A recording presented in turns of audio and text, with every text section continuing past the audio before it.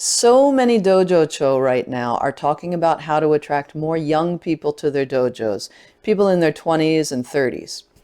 Some dojo-chos say, oh, we have to show the martial effectiveness of Aikido. Others say that we have to cross-train and use elements of other martial arts in our classes. Right now, the average age of my adults program at my dojo in Los Angeles is 30, and the oldest student is 41. What I hear time and time again from my students is that the main reason they continue training with me is because they can count on going home with a very sweaty dogi, or gi if you call it a gi, at the end of each class, and with no injuries. In today's video, I'm going to talk about one of the 4 pillars of my teaching philosophy, and that is to make each class intense but safe.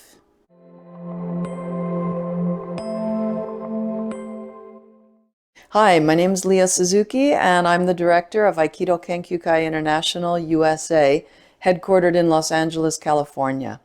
And I'm the author of the new book called The Teacher from the Aiki Dialogues collection. Welcome to my virtual dojo, where I give you tools to help you become the best teacher you can be while not having to compromise your values or miss out on your own training. Before we jump into the video content today, I want to put a resource in your hands that's free. I want to give you my teacher training checklist called The 3 Golden Rules of Teaching. It's a simple PDF guide. You can download it, print it out if you want, just keep it on your device if you want, on your phone, whatever works for you. The checklist will help you gain confidence as a teacher, reduce stress around teaching and managing your dojo, and it'll help you encourage and empower your students to increase their progress. Again, all while not having to compromise your values or sacrifice your own training. You can download it at leahsuzuki.com/golden rules. That's got a couple of dashes in it, leah-suzuki.com/golden-rules. Or just click the link in the description below this video. I hope you enjoy the gift, and I hope you take action on it. So let's talk about designing your classes to be intense but safe. The reasons to do that, in my experience, I've been able to attract and retain more 20 and 30-year-old people in their 20s and 30s. 2, they'll experience more euphoria from what I like to call the cocktail of adrenaline and endorphins. So they will have a better time. And that will lead to more progress and retention and so many positive things. Number 4, I would imagine it would be more fun and challenging for you as the instructor. It is for me. And another one, your students will be surprised. They'll be surprised by their own achievement. They might think, oh my gosh, I don't know if I can do that. But if you lead them up to it carefully and step by step and safely, and then they can do it, whatever that is, they'll have this, huge sense of accomplishment. And again, that leads to more fun, better retention, and growth of your dojo and a thriving dojo. So we've got to address a few things, though. First of all, intensity. Intensity is so different for each student, and I'll give you a couple of examples. I've had plenty of people start who were really fit, and they're like 23 years old, 25 years old. And I've had some people start in their 60s and 70s, who some of them were really fit for 70 years old. Some of them were not fit, even though, and plus they're 70 years old. And so that's a very different thing. How can you, where are their limits? How much can you push them and keep it safe and still give them a sense that they've been challenged and that they've achieved their goal? So that's one factor that you have to really figure into this whole thing. And Again, I'll give you some examples soon. Another another point to consider is that training without the verbal explanations, which I like to do and I think benefits students greatly, that in itself, just training without giving much verbal explanation, can be incredibly intense and uncomfortable for some people who are verbal learners. So that's a whole different intensity. Other people might love it, like, oh my gosh, I've been in my head all day at work and now nobody's talking, we're just moving and sweating. This is heaven. But other people would be like totally freaked out by it, completely uncomfortable. It'll be emotionally and psychologically very intense for them. Another thing to consider, these are just examples of different things that can cause intensity. Trauma survivors. So I have a colleague who had a student, I think it was a teenage girl, who had been molested. And so he said, oh my gosh, what do I do? She's coming on Tuesday. And I recommended that he try doing a class where they don't, this is before COVID, by the way. This is before we did all this shadow Aikido on Zoom. I said, maybe try like almost touching, you know, like from a meter away, pretending to touch, you know, and he did it and he said it was fantastic. And she was so grateful for that class. Might have even been a private class. I don't remember whether he like told his other students like nobody's having physical contact with this person tonight, please, or whether it was just a private. Anyway, different things will be intense for different people. So you have to judge each person and where their limit is. Here's another thing to consider. As a teacher, we look at a student, and at least I do this. I consider, oh, this person's limit. Let's keep it really simple. Just for example, let's say that I think, oh, this person can probably do 30 forward rolls, right? I'm just making it super simple. I see a limit.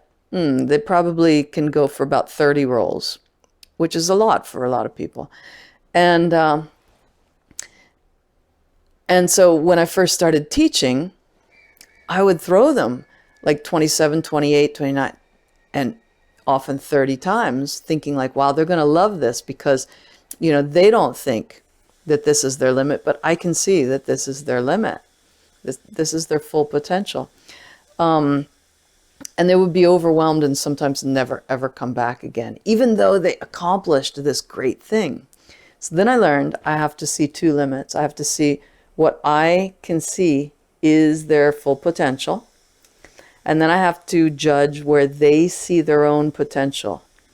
And some people will see it here. Some people really misjudge themselves. Every now and then you get somebody who thinks they can do this. They're only capable of that. But anyway, most people will assume that they can't do as much as they really can, and as much as you see that they can. And what I've found in my experience is I have to, first, when they're a new student, I have to judge, most importantly, what they think they can do. And then I take them up to there. And then up to there again. And then eventually I take them past where they think their limit is. And then I go back down again.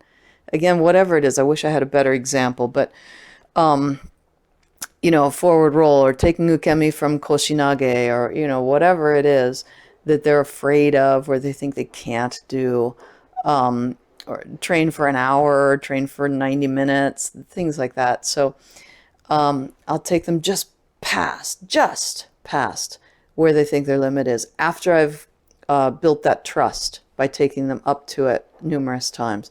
Then I'll go past it a tiny bit and then past it a tiny bit. And this, I'm just saying this over, you know, over the span of a couple of minutes. But of course, this can take weeks or months. And it can be an ongoing process through their years of Aikido training. Anyway, this was a huge turning point in my teaching when I realized that most Western students, at least, will not simply put themselves in my hands and do, hi, sensei, and just do whatever I say and trust that I know what I'm doing as far as ukemi or things like that. Every now and then you will get someone like that who's like, whoa, I don't, if you were to stop and ask them, they would go like, oh yeah, I don't think I can do, do you think you could do ABC? And their answer would be no. But they'll still let you take them there, and then they'll be surprised, wow, I didn't think I could do ABC. And she just took me there. With her help, I was able to do ABC. But most people will resist before you can take them to where you see their limit. They'll have to get off the mat for a drink of water, or they're, like, but wait, I want to ask a question, or there'd be these different types of resistance. So, but anyway, so especially, here's a big generalization, but in general, Westerners will require you to pay attention more to where they think their limit is. So then I try to stretch them a little bit past there, and each student is different. I take them out of their comfort zone according to the trust that we've built and how uncomfortable they seem to be. Let me give you another couple of examples here with specific people. I had this beautiful gentleman come to my dojo a couple of times. His name was Angel. And Angel, I think, was like 72 years old, if I remember correctly. And he was just such a gentleman, but he might have come to my dojo like 5 times or 8 times. I can't quite remember. And at the time I had a beginner's class and then a regular class after that. So I never really got to talk with him too much. I think he had dementia starting. He always told me that my Aikido dojo was, he always said, I love this judo dojo. You're the best judo teacher I've ever had. It was so sweet. And he had the pamphlets that said Aikido on them and everything, but it was so sweet. And then he brought his granddaughter at one point because he said, I want her to do judo too. So he was so sweet. Anyway, he was about 72 or 73. And he was kind of hunched over. And so at the very beginning of class, we would do this warm-up where, the arm comes in front of you. Some dojos call it irimi and irimi nage. Other dojos call it kokyu nage jo. So katate dori kokyu nage jo, where the arm comes up in front of you and you kind of do either a slight back bend, or some of my limber students go like whoosh, way far back. We do that as a warm-up, as many dojos do. So for Angel, it was really intense for him. Let's see if I can turn sideways to the camera. He would bend this much. And then that was his limit. And I never had a chance to really ask, like, do you get dizzy, or what is it that's intense about that for you? But it was clear that that was his limit. And so I would make sure that he always had a partner who was sensitive and paying attention. Ideally, you want to be able to say that about all your students. But anyway, I always made sure of that, so that we could take him up to that limit, because he would come back to, back to standard after this, and his face would be like glowing, and he just felt fantastic from that. So we never ever did forward rolls with him.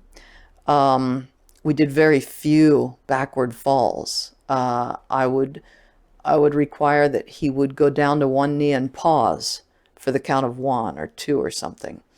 Before then, he would allow himself to sit down. That was the backward roll. But this was intense for him. That's my point, is that this was so intense for Angel. And he would tell me the next day, like I always do my best to check in with new students, and he would tell me, oh man, I could really feel it in my legs the next day, and wow, my glutes, this, and on and on. It was super intense. The other thing that I did for Angel, and I really recommend you try this, it's really cute. At the time I had some teenagers in my dojo, and I would go over when he was paired with a teenager, or even like, somebody in their early 20s or something who's like really athletic. I would go over and I'd say, oh, Angel, could you do me a favor? Young Kevin here, and I wouldn't tell Kevin ahead of time, or whoever the teenager was. I'd say, young Kevin here is really working on his stamina and his spontaneity for the upcoming test, and he wants to get strong. So could you please just throw him a lot? And then I'd say, yeah, don't throw him at all, Kevin. Don't throw Angel at all, Kevin. Fantastic. Thanks so much, Angel. And I'd walk away. So he'd just be throwing then, when he had a partner like that. And I've done that on so many different teenagers, and I've never had one go, what do you mean, Sensei? They always go like, oh, yes, I am working on my stamina and my spontaneity. Yeah, that's me. And it's wonderful. So Angel could just throw these teenagers forever and ever. It was really cute. Okay, then the teenagers, that's a whole different level of that's a whole different intensity. Like what is very intense for Angel is not intense at all for the teenagers. I had a guy named Nick come to the dojo back in like 2000 or something. And the 3 or 4 people who visited the dojo before him, I was just starting out my Santa Barbara dojo. The 3 or 4 people who came before, I misjudged every single one of them, I guess. I think I took them too far, stretched them too far, took them too far out of their comfort zone on their first night. And at the time, I was still doing, one free class, which I don't do anymore, by the way. That's a different video.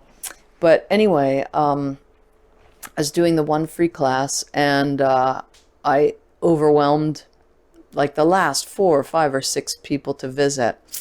So then this other guy came named Nick. I was like, okay, like don't overwhelm him, don't overwhelm him. So nobody else showed up that day. Again, new dojo. So I went through the warm-ups, and I think I did a couple, probably actually katate dori kokyu nage jo with backward fall. I think I did some of that. He was very athletic and very enthusiastic. He did them no problem. And then I forget what all we probably did shiho nage, we probably did katate dori irimi nage, did all stuff that led to a backward fall. And after about 20 or 30 minutes, I said, hey, let's stop there. And even though it's, one free class, why don't you come back for another free class when another student is here? And, it'd be much more rewarding for you, I think. And he looked so disappointed as I was stepping off the mat. And so I said, well, if you want, you can try some of that stuff on your own right now. There's no other group coming in right now. And so he started jumping around and falling and doing all this stuff. And then I thought, oh, wow, this guy's really athletic and really interested. And so I got back on the mat and I said, well, let me show you something else. I showed him forward rolls. I didn't throw him forward rolls. I just did some forward rolls myself. And I said, you can try those as well on your own if you want. And still, the mat is open. So then he starts doing forward rolls with no problem. I was like, And so then I got back on the mat and I was like, okay, grab my wrist. And I did some kokyu nage ge for forward rolls. And he did a few. And then he said, oh, well, that's easy. And I thought, oh, okay. this guy's an exception. And then I forget what all techniques we did. But then I got back on the mat. I was like, great, yeah, easy. And so then we trained. And we trained and trained and trained till he got sweaty. And then I was like, okay, I really better stop here. So I bowed to him, and then he was so happy, like the golden retriever on the beach who had just chased the ball for 30 minutes and sandy and wet, and similar to that. Anyway, seemed really happy. And he said, wow, that was great. Oh, that was really fun. And he goes, so class is Tuesday? I said, yeah, see you Tuesday, 6:30. He goes, okay, great, see you then. And I said, what are you going to do now? He goes, I think I'm going to go play basketball. I thought, oh my God, this guy still has energy. Okay, now I know. I'm going to throw him more next time. So anyway, we've got people like Angel, and we've got people like Nick. And sometimes we have to have them in the same class. Other times maybe we do have a beginner's class or a senior's class or something where we can separate them. And that can oftentimes be easier. But sometimes we've got them in the same class. Also, there are some benefits to having this mixed class. Angel used to be thrilled to see these young people flying around. It gave the class this dynamic feeling, this dynamic atmosphere that would not have happened if I had, five or 10 people like Angel. So sometimes these older people, especially if they did some martial art in the past, they get really motivated and really inspired and really touched to see all the young energy in the class. So anyway, intense but safe, and define intense for each of your students. It's going to be different for each student rather. Another thing that I do, if I've got a mixed level class and I can see like, okay, I'll just use the name Angel since now you know this.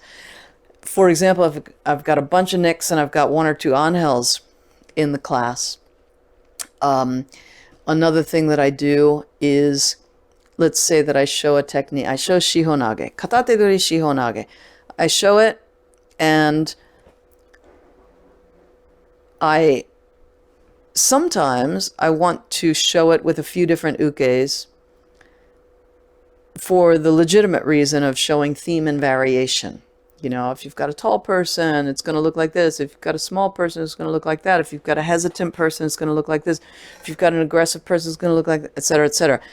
But other times I'm not making that point, and yet I call up this uke and that uke and that uke, and I force a theme and variation kind of moment, simply to allow this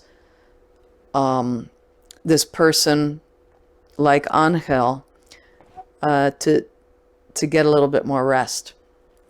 So you can do that as well.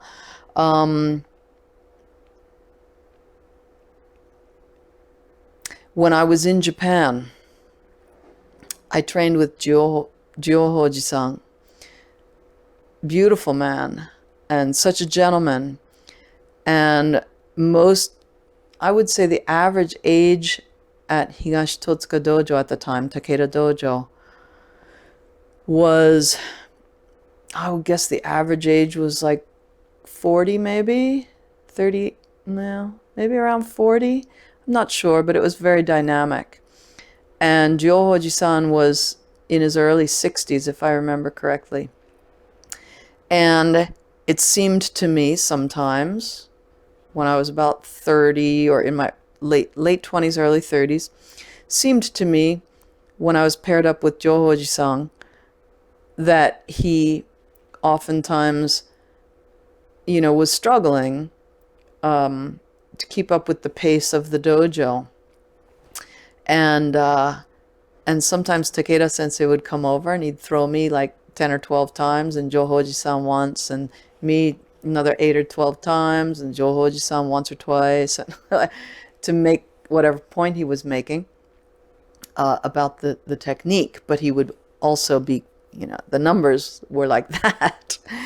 And also what I did was I would always pretend to miscount.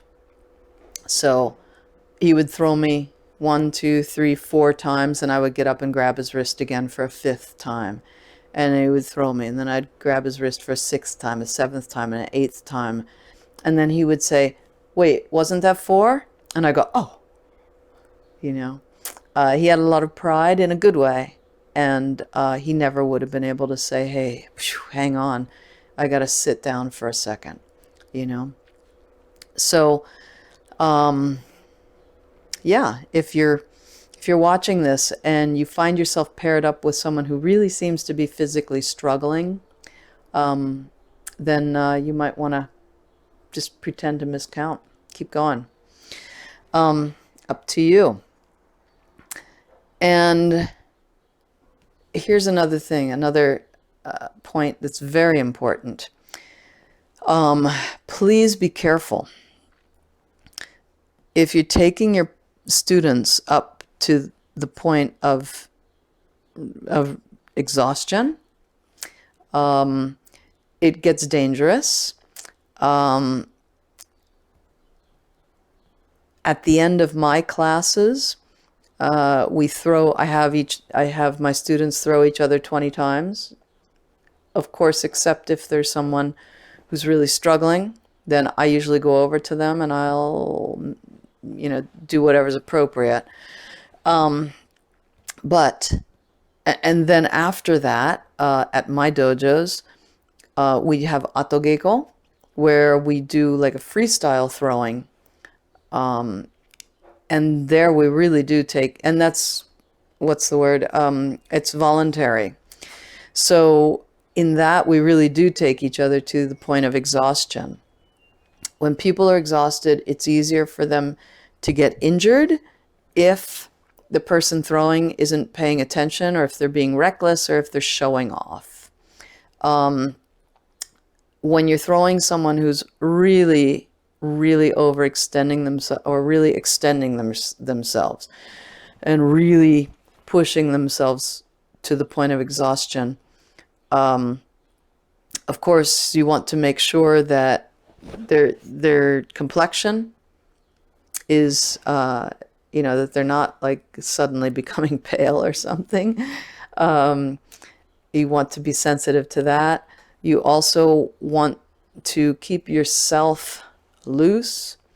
You want to do some techniques that are not too crazy, not too dangerous. And then you can take people through these breakthroughs and keep them from injuring themselves. And you've got to monitor.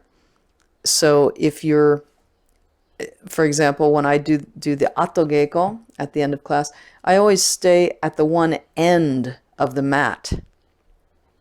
And if I'm doing tenkan, I turn so that I can see the rest of the mat, not the wall.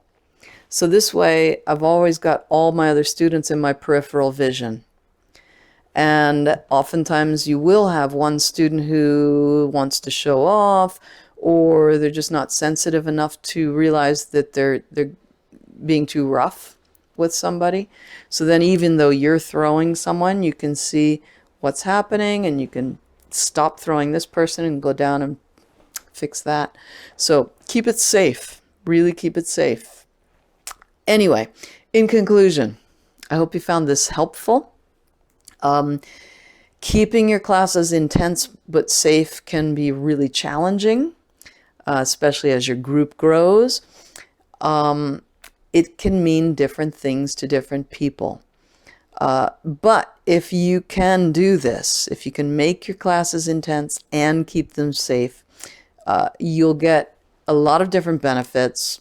Again, you'll probably attract and retain more people in their 20s and 30s. They'll experience this heightened euphoria from the adrenaline and the endorphins. They'll make more progress because of that. They'll keep training because of that. It'll probably be more fun for you. It is for me. And your students will probably feel more empowered because they'll surprise themselves. They'll think, oh my gosh, I could never do XYZ. And if you build them up to XYZ and then they find that they've done XYZ, they'll be like, oh my gosh, I did that. Such a sense of achievement and accomplishment will make them feel very empowered. So I recommend that you really work at keeping your classes intense but safe. Again, I want to give you a gift, my teacher training checklist, the 3 golden rules of teaching martial arts, to help you gain confidence as an instructor, encourage your students, and reduce stress around teaching and managing your dojo. Just click on the link below or type in leah-suzuki.com/golden-rules. Okay, leahsuzuki.com/golden-rules. All right, thanks so much for joining me, and I'm looking forward to seeing you again next time. Bye-bye.